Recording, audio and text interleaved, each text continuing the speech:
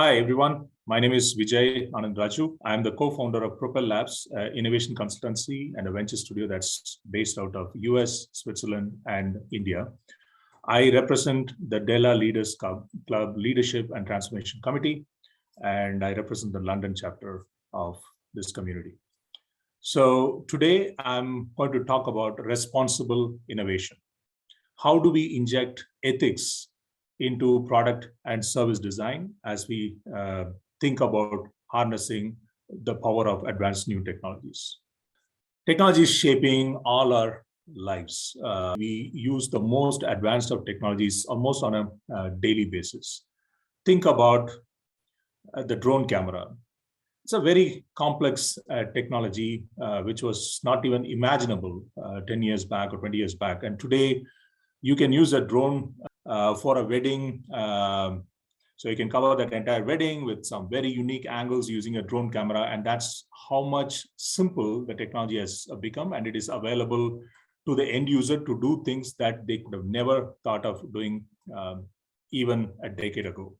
Think about an information that you need. You can just take up your phone, press the Siri button, ask for the information that you need, and that voice processes that information in a unique way and goes through the databases and comes back with the responses that you need. Take Gmail, which is an email service that we all use almost on a regular basis, daily basis. And recently I typed an email and I said, please find attached this particular document. And then I forgot to attach the document. And when I tried to send, the email is kind of putting out a message saying, is there a document that you need to attach? That's how intelligent our technologies are becoming. And this kind of advanced technology is available to us. Today, drivers can sit remotely and drive cars. The car will be on the road and the drivers can sit remotely using the camera in the car. These guys can then drive that. So there is a remote driving technology that's getting advanced. You see the autonomous trucks. Drivers used to sit and drive for days and days from coast to coast in the US, or think about the southern part of India to the northern part of India. It takes weeks sometimes to reach the destination. It's a very painful job. And now there are autonomous trucking technologies that are available. And one of the new innovations in recent times is this long distance autonomous truck that can travel thousands of kilometers without a driver carrying goods. That's how much technology has advanced. So while entrepreneurs are pushing the boundaries and innovating and taking these advanced technologies, translating into products and services, meeting the needs of customers in very unique ways, it's not always the case that the users use these technologies in the most intended fashion. Take the example of drone cameras. Now, these cameras are used to capture information in a certain fashion with permission. But what if this drone camera is flown around airports or military bases or things like that? That could become catastrophic. The drone technology created a massive havoc in Heathrow Airport some time back. You all may remember. The people living around the airport, some of them were flying these drones.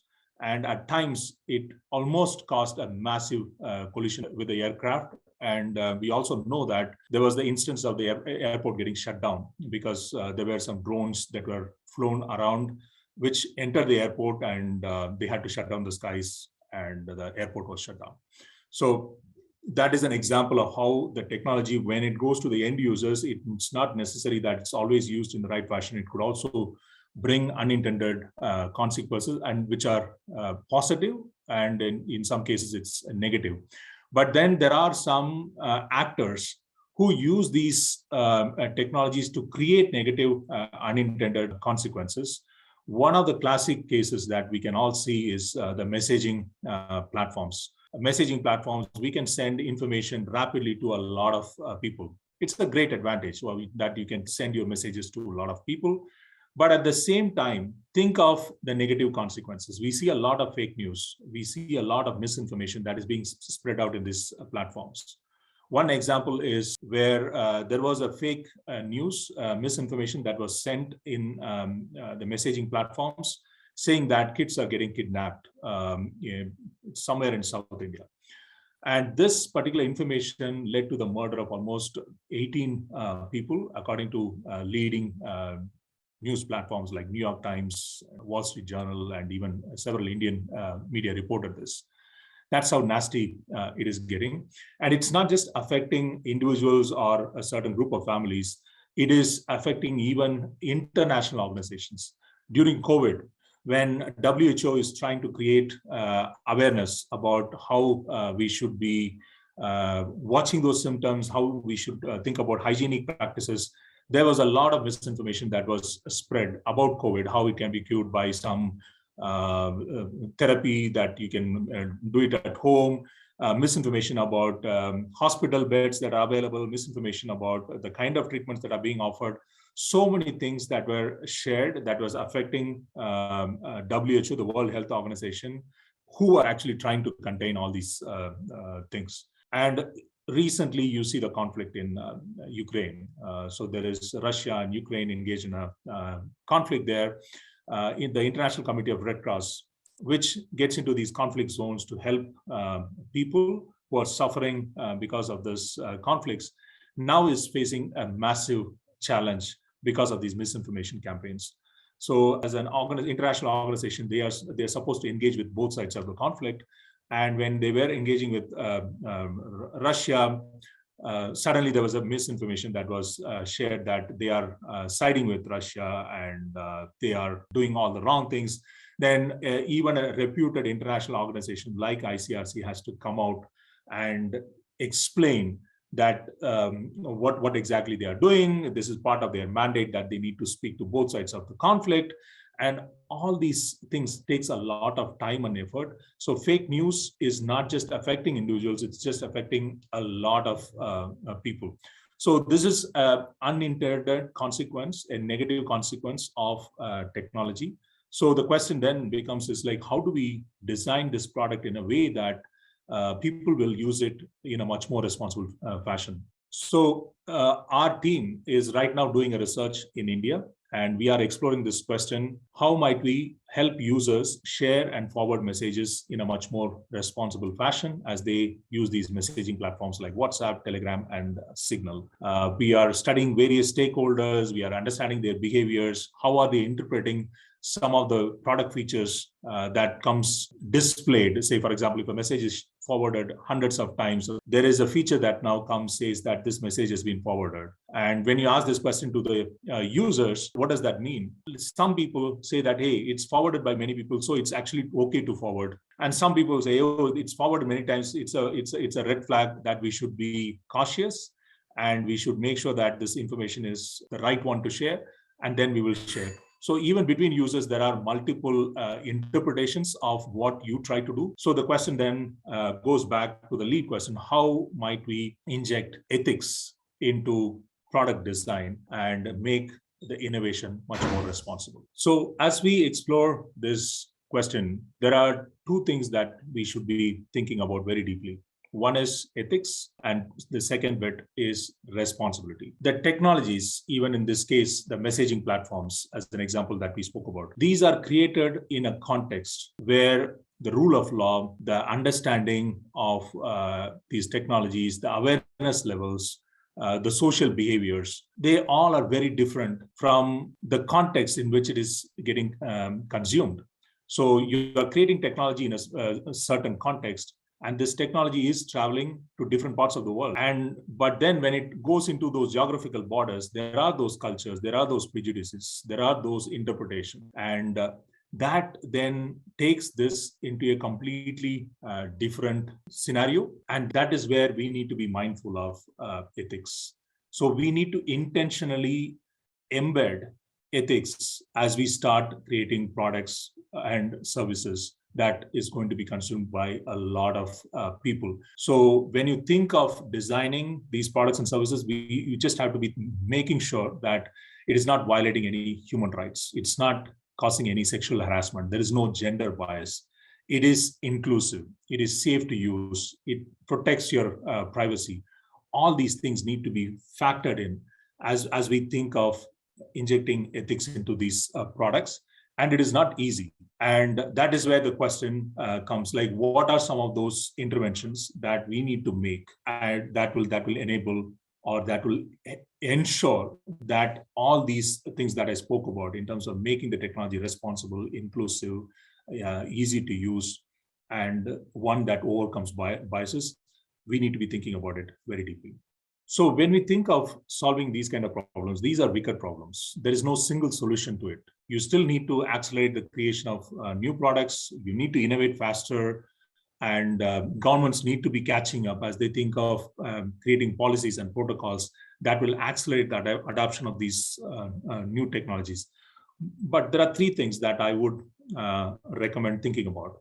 One is, how do we build collective awareness? So when I did a session on this particular topic in San Francisco a few years ago, a professor of computer science at Stanford told me that, hey, students don't like learning law, these kind of principles with respect to creating these products. They are more focused on how can I solve problems.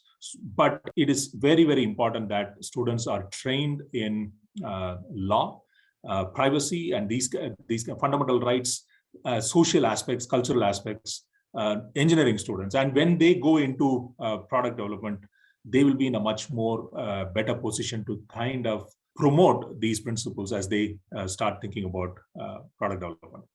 We need to inject civics, ethics, privacy, rights, human duties into school curriculums, because we are spending a lot of time in STEM education trying to make our kids better coders, more employable in the market, but we need to make our kids much more responsible. Even the older generation, they have been cut off from these technologies, or they were not even able to use these technologies for a while. There was a digital divide, but increasingly, even my parents or many of the older generation, people are now starting to use technologies and they are not aware of it. We need to find ways to sanitize the older people as well.